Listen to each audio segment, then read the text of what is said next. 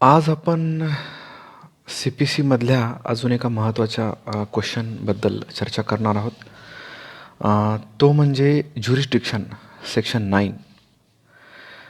Question आहे, discuss the statement courts shall have jurisdiction to try all suits of a civil nature. हा जो ज्युरिस्डिक्शनवरचा question आहे तो खूप महत्त्वाचा आहे, कारण ज्युरिस्डिक्शनवर अनेक वेळेला JMFC मेन्स एक्झामिनेशनमध्ये प्रश्न विचारले गेलेले आहेत.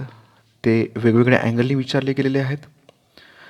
तर बघूयात की discuss the statement courts shall have jurisdiction to try all suits of a civil nature या क्वेश्चनचं नेमकं ॲन्सर आपल्याला काय लिहिणं आवश्यक आहे, ॲन्सरमध्ये आपण काय काय गोष्टी कव्हर करायला पाहिजेत. तर यामध्ये फर्स्ट पॉईंट आहे ज्युरिस्डिक्शनचं मिनिंग. ज्युरिस्डिक्शन म्हणजे काय?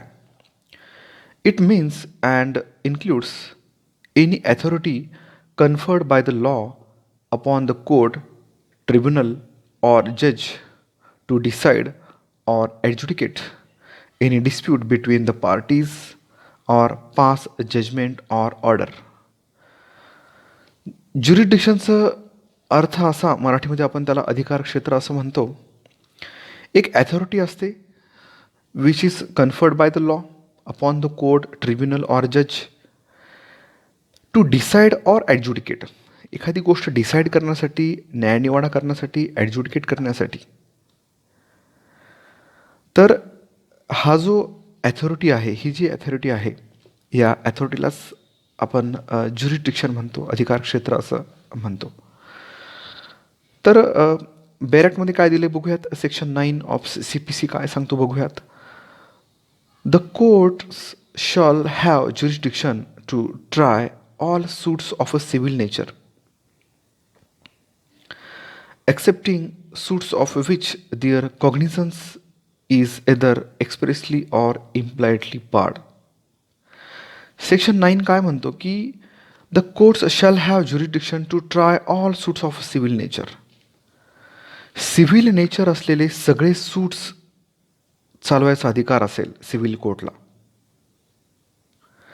त्याला एक्सेप्शन देखील दिले. Accepting suits of which their cognizance is either expressly or impliedly barred. Impliedly किंवा एक्सप्रेसली एखादा जर कॉग्निझन्स बार्ड करण्यात आलेला आहे सूटचा, अशा वेळेलाच कोर्टाला त्या सूटबद्दलचं ज्युरिस्डिक्शन नसेल. अदरवाईज जनरल रूल तर आहे की courts shall have jurisdiction to try all suits of civil nature. आता थर्ड पॉईंट बघूयात. 2 कंडिशन्स सांगितल्यात याच्यामध्ये. Civil courts shall have jurisdiction to try a suit if 2 conditions are fulfilled.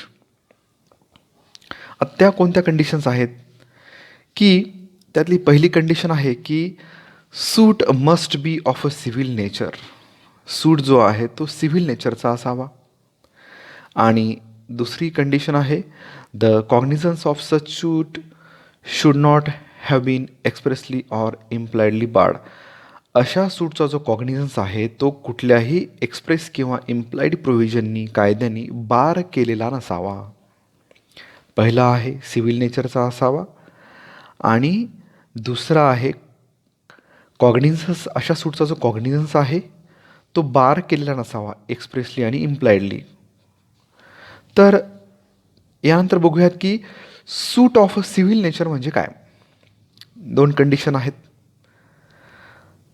पहिली condition suit must be of a civil nature. Second आहे cognizance of such suit should not have been expressly or impliedly barred. तर बघूयात suit of a civil nature म्हणजे काय. Word civil not define in the code.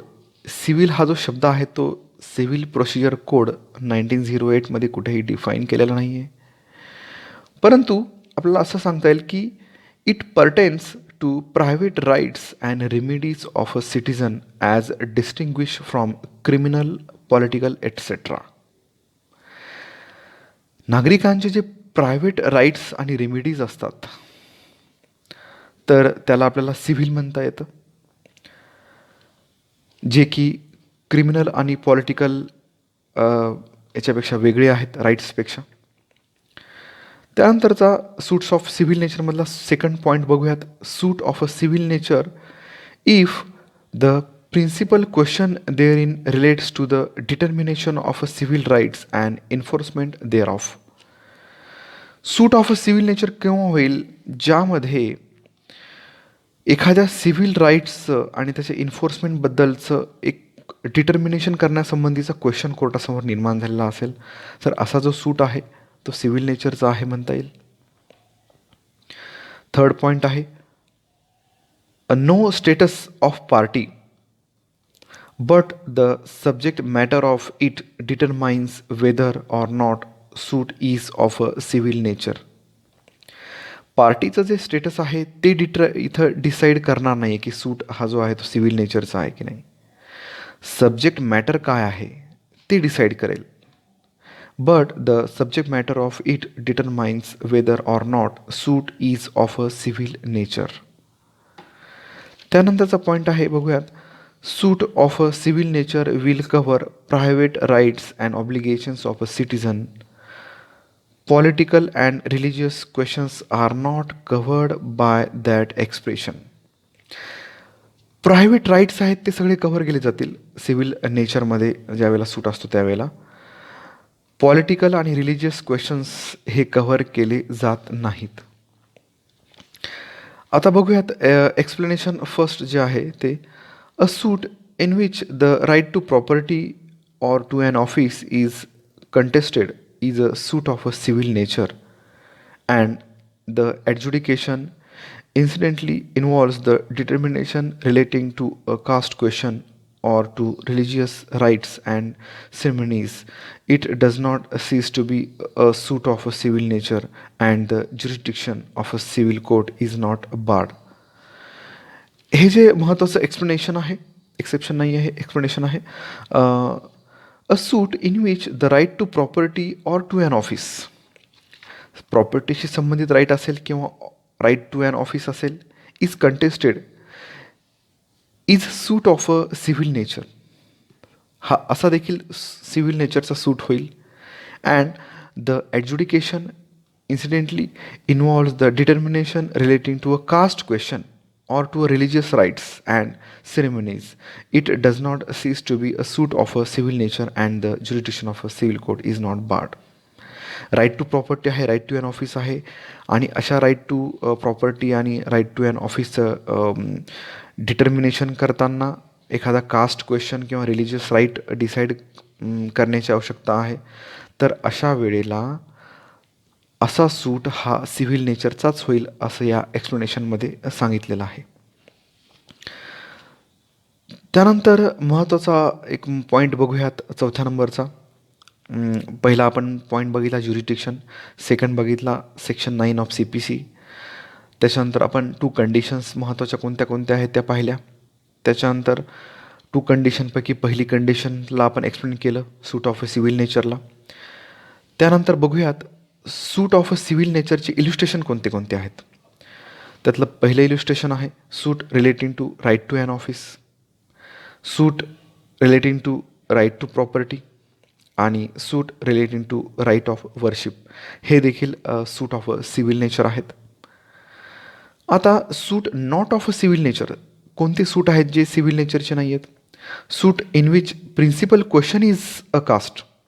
आता वर आपण discuss केलं की वर प्रिन्सिपल क्वेश्चन होता की राईट टू ऑफिस आणि राईट टू प्रॉपर्टी हा प्रिन्सिपल क्वेश्चन होता आणि तो प्रिन्सिपल क्वेश्चन डिसाईड करत असताना मग कास्ट आणि रिलिजियस राईट्स संबंधित जर कोर्टाला डिसाईड करायचं जर झालं तर तो जो सूट आहे तो सिव्हिल नेचरचा आहे असं सांगितलं आहे. परंतु इथे प्रिन्सिपल क्वेश्चन जर कास्ट संबंधित असेल किंवा principal question relates to religious rights or सेरेमनीजबद्दल असेल तर अशा परिस्थितीमध्ये हा जो सूट आहे तो सिव्हिल नेचरचा नसेल. त्यानंतर बघूयात आपण की टू कंडिशनपैकी पहिली कंडिशन आपण डिस्कस केली, सूट ऑफ अ सिव्हिल नेचर. आता दुसरी कंडिशन काय आहे बघूयात. कॉग्निझन्स नॉट बार्ड म्हणजे काय बघूयात. A litigant having a grievance of a civil nature has a right to institute a civil suit unless its cognizance barred expressly or impliedly. म्हणजेच अशा सूटचा जो कॉग्निझन्स आहे तो एक्सप्रेसली किंवा इम्प्लाइडली बार केलेला नसावा. आता बघूयात की सूट एक्सप्रेसली बार्ड म्हणजे काय, एक्सप्रेस एक्सक्लुजन म्हणजे काय. A suit is said to be expressly barred when it is barred by any enactment for the time being in force. Suit is said to be expressly barred. Expressly barred करण्यात आलेला आहे सूट असं केव्हा आपल्याला म्हणता येईल, जेव्हा एखादी इनॅक्टमेंट, एखादा कायदा सांगतोय स्पेसिफिकली स्पष्टपणे की हा जो सूट आहे तो एक्सप्रेसली बार असेल सिव्हिल कोर्टाने चालवण्यासाठी. त्याला त्या कायद्यामध्येच प्रोव्हिजन दिलेला असेल की तो कुणासमोर चालवण्यात यावा. Suit barred means though it is of a civil nature are not triable by civil court. Suit bar असणं म्हणजे काय की सिव्हिल नेचरचा जरी असला तरी सिव्हिल कोर्टला तो चालवता येणार नाही. संबंधित कायद्यामध्येच तो कुणासमोर चालावा याबद्दलच्या तरतुदी दिलेल्या असतात. For example matters following within the exclusive jurisdiction of a revenue court. आता रेव्हेन्यू संबंधित जे दावे असतील तर ते सिव्हिल नेचरचेच वाटतात, परंतु स्पेशल रेव्हेन्यू डिपार्टमेंट आहे त्यासाठी तर ते त्यांच्यासमोर चालतात. डिव्हिजनल कमिशनर व ॲडिशनल कलेक्टर यांच्यासमोर जे चालतात ते रेव्हेन्यू संबंधित सूट्स आहेत, तर हे रेग्युलर सिव्हिल कोर्ट्समध्ये चालणार नाहीत. त्यानंतर बघूयात सूट इम्प्लाइडली बार्ड. आता वर आपण एक्सप्रेसली बार्ड काय आहे ते बघितलं, आता इम्प्लाइडली बार्ड काय आहे, इम्प्लाइड एक्सक्लुजन काय आहे ते बघूयात. A suit is impliedly barred when it is barred by general principles of law where a specific remedy is given by a statute. It thereby deprives the person who insists upon a remedy of any other form than that given by the statute. Impliedly barred म्हणजे general principles of law आहेत, त्या लॉनी त्याला impliedly bar केलेलं असतं. त्यानंतर suit relating to acts of a state, public policy application under section 19 Hindu adoption and maintenance act, family court has jurisdiction not civil court has jurisdiction, motor accident claims if there is tribunal, cooperative societies etcetera हे त्याचे examples आहेत. म्हणजे general principles of लॉनी bar केलेलं आहे हे. त्या आता आपण एक महत्त्वाचा पॉईंट बघणार आहोत, तो म्हणजे general principles relating to jurisdiction of a civil court. हे महत्त्वाचे जनरल प्रिन्सिपल्स आहेत. त्यातला पहिला जे प्रिन्सिपल आहे ते बघूयात. A civil court has a jurisdiction to try all suits of a civil nature unless their cognizance is barred either expressly or impliedly. आपण याआधी डिस्कस केलं यावर. सेकंड नंबरचा जो प्रिन्सिपल आहे, consent can neither confer nor take away jurisdiction of a court. पार्टीची जी consent असेल तर पार्टीजच्या मनावर या ठिकाणी ज्युरिडिक्शन डिपेंड राहणार नाही, सब्जेक्ट मॅटरवर ज्युरिडिक्शन डिपेंड राहील. थर्ड आहे, अ decree passed by a court without jurisdiction is nullity and the validity thereof can be challenged at any stage of the proceeding, in execution proceeding or even in collateral proceeding. आता जर jurisdiction नसेल आणि decree जर pass झाली असेल तर ते nullity असेल आणि अशा डिक्रीची जी व्हॅलिडिटी आहे ती कोणत्याही स्टेजला चॅलेंज केली जाऊ शकते.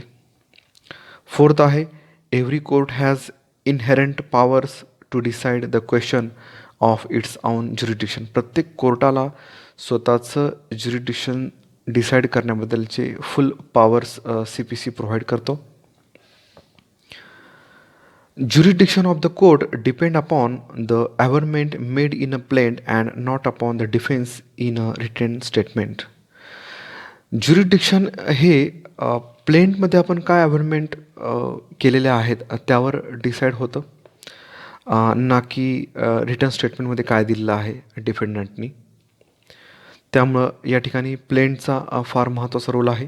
प्लेंटमध्ये आपण अव्हरमेंट आहेत त्या काळजीपूर्वक करणं आवश्यक आहे. त्यानंतर 6th आहे, for deciding jurisdiction of a court the substance of a matter and not its form is important. त्यानंतर 7th आहे, every presumption should be made in favour of jurisdiction of a civil court. प्रत्येक presumption आहे हे civil कोर्टला jurisdiction आहे असंच प्रिझ्यूम करण्यात यावं. Civil कोर्टला jurisdiction नाही आहे असं हे प्रिझ्यूम न करता सिव्हिल कोर्टला ज्युरिडिक्शन आहे असंच प्रिझ्यूम करून कोर्टाने चालावं. त्यानंतर 8th पॉईंट आहे, a statute ousting jurisdiction of a court must be strictly construed. And 9th आहे, burden of proof of exclusion of jurisdiction is on a party who assert it. आता burden of proof of exclusion of jurisdiction, कोर्टाला jurisdiction नाही आहे असं जी party म्हणते तर ते त्या पार्टीने प्रूव्ह करायचं आहे की कोर्टाला कसं ज्युरिडिक्शन नाही आहे ते. अशा रीतीने आपण ज्युरिडिक्शन हा जो क्वेश्चन आहे एक महत्त्वाचा मेन्स एक्झामिनेशनला येणारा क्वेश्चन आहे, त्या क्वेश्चनवर आपण डिस्कशन केलं, ज्यामध्ये आपण पाहिलं ज्युरिडिक्शनचं मिनिंग पाहिलं, सेक्शन 9 ऑफ CPC काय सांगतो ते बघितलं. त्यातल्या 2 कंडिशन आहेत. पहिली condition, suit must be of a civil nature and cognizance of such suit should not have been expressly or impliedly barred. त्यानंतर आपण सूट ऑफ अ सिव्हिल नेचरचं एक्सप्लेनेशन पाहिलं, सूट ऑफ अ सिव्हिल नेचरचे illustration पाहिले, suit not of a civil नेचरमध्ये काय काय येत नाही ते पाहिलं, कॉग्निझन्स नॉट बार्ड याचा अर्थ पाहिला आपण. त्याच्यामध्ये आपण सूट एक्सप्रेसली बार्ड म्हणजे काय, ज्या वेळेला a suit is said to be expressly barred when it is barred by any enactment for the time being in force. अशा वेळेला सूट एक्सप्रेसली बार्ड असेल असं म्हणता येईल, ज्यावेळेला इनॅक्टमेंटमध्येच बार केलेला आहे. त्यानंतर सूट इम्प्लाइडली बार्ड केव्हा म्हणता येईल, इम्प्लाइड एक्सक्ल्युजन केव्हा असतं, जेव्हा when it is barred by general principles of law where a specific remedy is given by a statute, it thereby deprives the person who insists upon a remedy of any other form than that given by the statute. स्टॅट्यूटमध्येच एक remedy दिलेली असते, जी remedy use करणं आवश्यक असतं पार्टीजनी. अशा वेळेला regular civil कोर्टला त्या पार्टीजला जाता येत नाही, तर अशा वेळेला आपण सूट इम्प्लाइडली बार्ड असं म्हणतो. आणि त्यानंतरचा शेवटचा पॉईंट आपण बघितला जो की फार महत्त्वाचा आहे, जनरल प्रिन्सिपल्स काय आहेत relating to jurisdiction of a civil court. Thank you.